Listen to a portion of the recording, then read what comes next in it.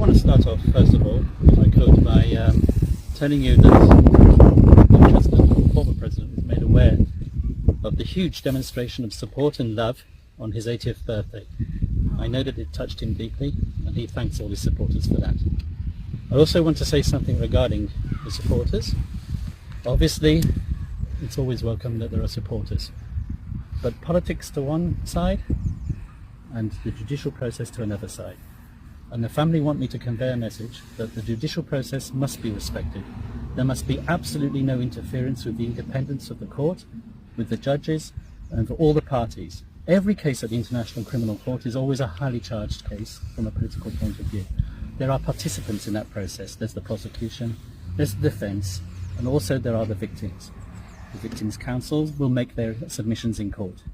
Their right to make these submissions must be respected. So I ask everybody to bear that in mind. All the supporters who have demonstrated this huge expression of love, they should also bear that in mind as well. Thank you very much. Sir, have you filed any motion for the interim release of the former president? Once again, interim release is a complex process. We're considering it, and we will file it at the appropriate time.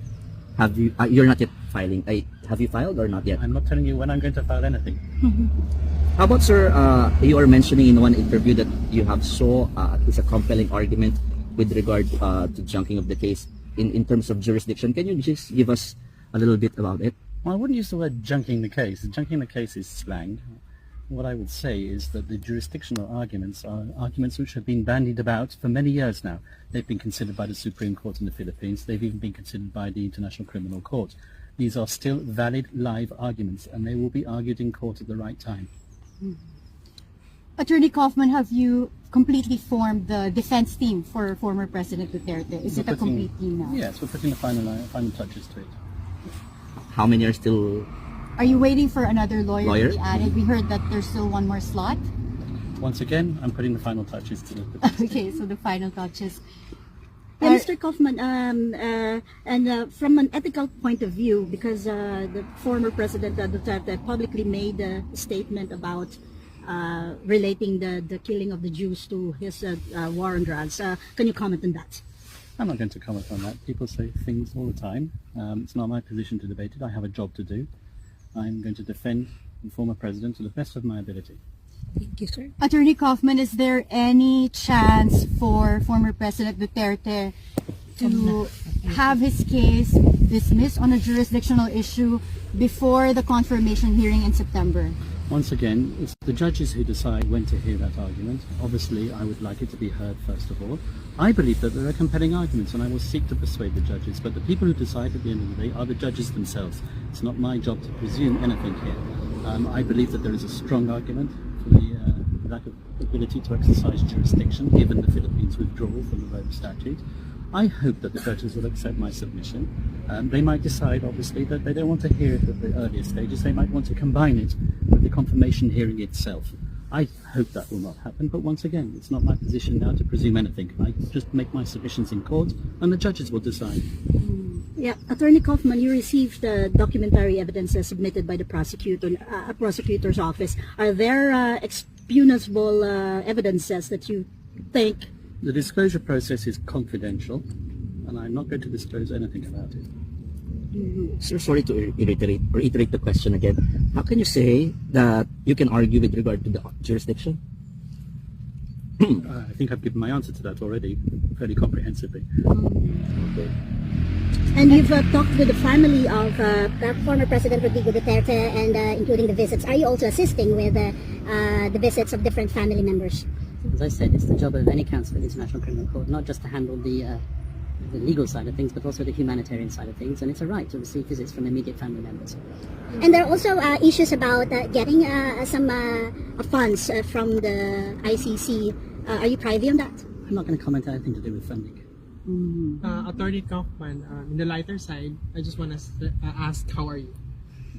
Well, thank you very much.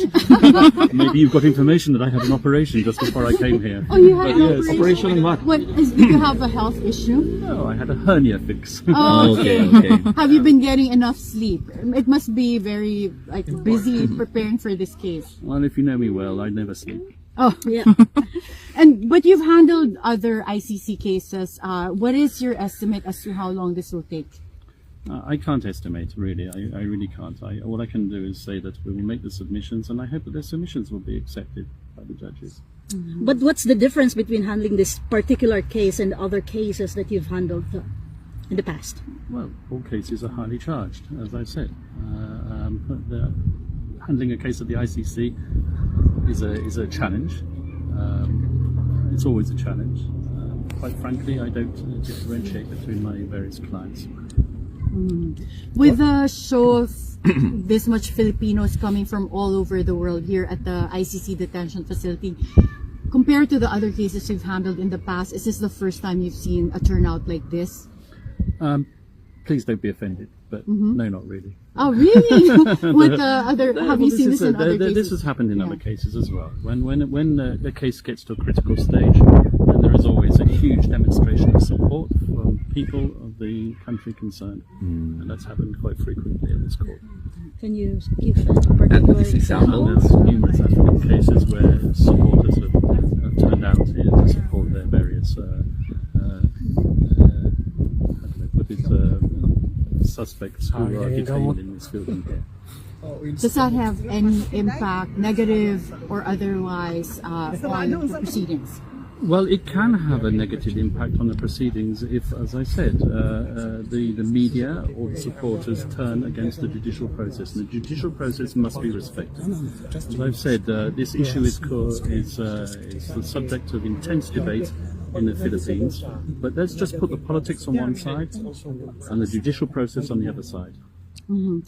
Attorney Kaufman, you mentioned that you work with or you knew prosecutor Karim Khan. Can you comment on that?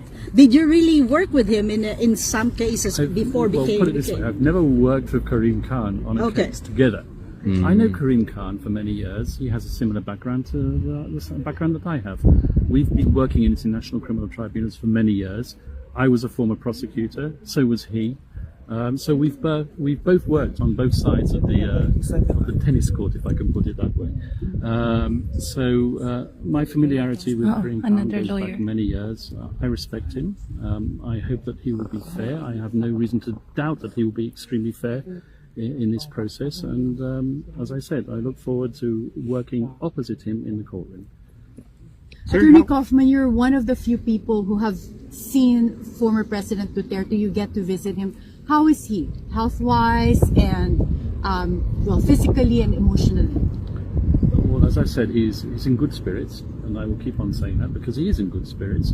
Obviously, he's 80 years old, and with all the accompanying medical issues that accompany someone who's 80 years old, and it's not easy to get adjusted to the life in UN detention or ICC detention. So those are the only challenges that he's